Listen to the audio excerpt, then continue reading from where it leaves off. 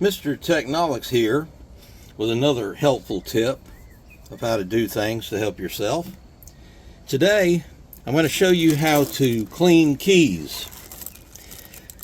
I occasionally go to hardware stores, older hardware stores, and buy old keys because I do locksmithing work. And it's usually easy to get a discount on those keys if they've been in a hardware store for a long time.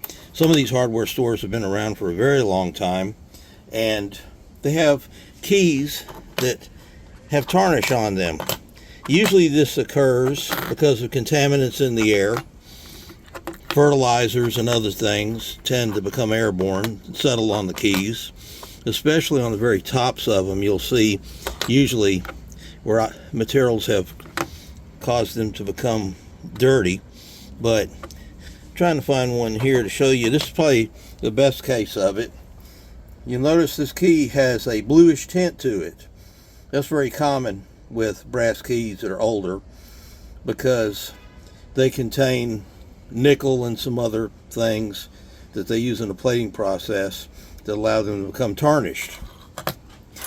There's a way to solve this problem. Now, I've seen a lot of videos where people use vinegar and salt and stuff like that and tell them you have to use an abrasive, but actually you don't have to.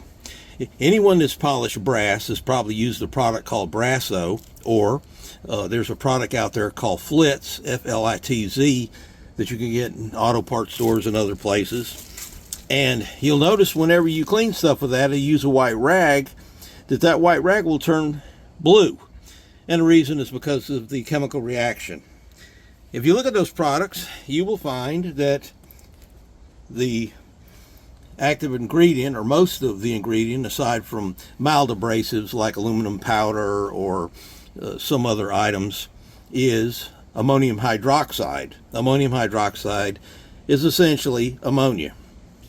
So I'd recommend you go and get you a bottle of, you'll notice this is kind of foamy. If you shake it up, you can probably see it a lot better, the bubbles. I like this type of solution. Sometimes it's listed as a soapy ammonia, but this stuff works really perfect.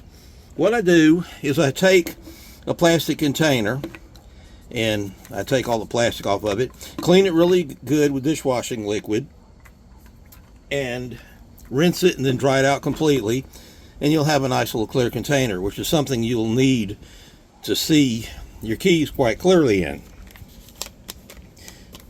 What you do, unscrew your container and simply throw your keys in there, which I'll try to do quite quickly here. Once you get them in there, pour enough ammonia in there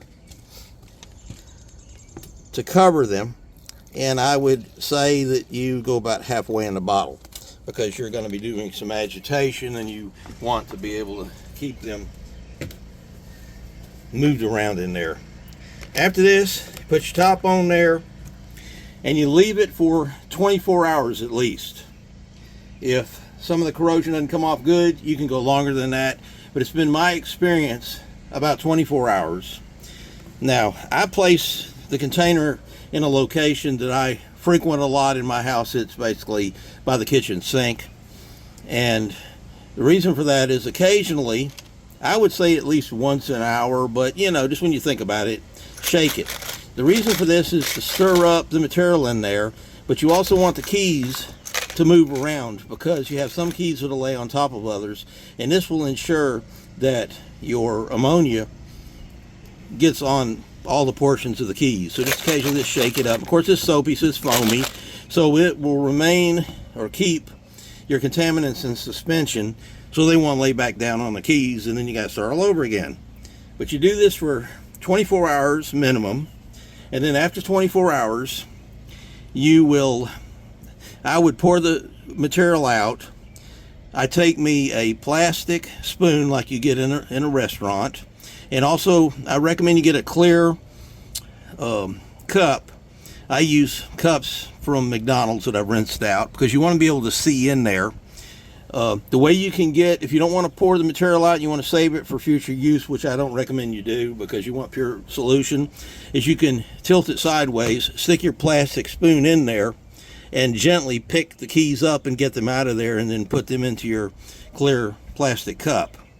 From there, what you'll do is you'll take your clear plastic cup, run you some tap water in it, fill it up, stir it around with your plastic spoon, then pour the water out. Then after that, you want to put a little bit of water to cover the keys, and then put you some pretty decent dishwashing liquid in there. I use Dawn, but you know, you have your own brand you can use, and fill it up with water, put the top on, shake it up really good, stir it up really good, and then after that you want to pour the water out, and then you want to fill it up again with water and keep doing that until all the soapy solution is gone.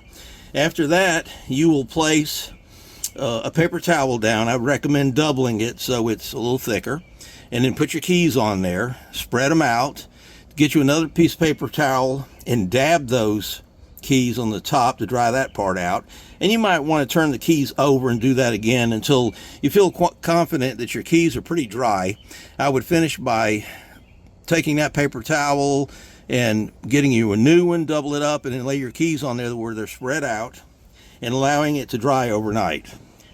Then what you'll do is you'll take a piece of Scotch-Brite. I use the green Scotch-Brite, and you'll take the top of the keys, and you'll notice there's probably going to be some corrosion on the top of the keys, and you'll swipe them in one direction both ways and get any remaining corrosion off the keys. Usually it's dissolved and it'll come off quite easily. If you see any green on the keys, then that's probably coming off of your Scotch-Brite pad, and you can just wipe that off with your finger. But we're going to let these sit, and then I'm going to come back and I'm going to show you what they look like and show you how to clean the keys with a Scotch-Brite. This is what your solution will look like after you clean the corrosion and tarnish off your keys. It will be a blue color, or sky blue color, just like this. Here are your keys that came out of solution, and they have been cleaned and dried, and as you can see, they are quite shiny, like brand new. It's an amazing result. The top of this key, one of the keys, you'll notice it's got a little bit of corrosion on it that didn't get taken out. So you take your Scotch-Brite pad and just take your key and swipe it in one direction to get the corrosion off. You don't have to use a big piece of it. Just take it and swipe it. As you can see, it's gone, and you don't have any more problems with that. And then that's the end of the process. No salt, no acids, no vinegar. Works every time if they are pure brass keys. And that's about it. I hope this has been helpful to you. I hope this makes life easier. Take them old house keys and clean them.